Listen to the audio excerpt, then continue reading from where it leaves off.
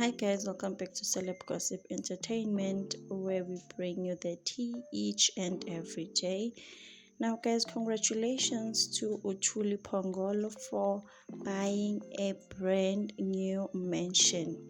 Now, when it comes to celebrities, like a lot of them, we see them buying things every day, and then after the money is gone, people are just homeless and broke.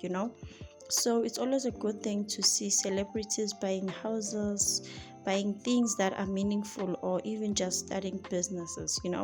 But Kesana Asiko Lapo, congratulations to Uthuli P. Uthuli P just bought herself a brand new mansion, and it's giving, guys, it's giving luxury, it's giving so many things on so many levels. So this is what she posted on her Instagram stories, guys. And the house is so big with a nice swimming pool in here. And then this is what she also posted on her status. She wrote, "God is showing off in my life. It's honestly overwhelming.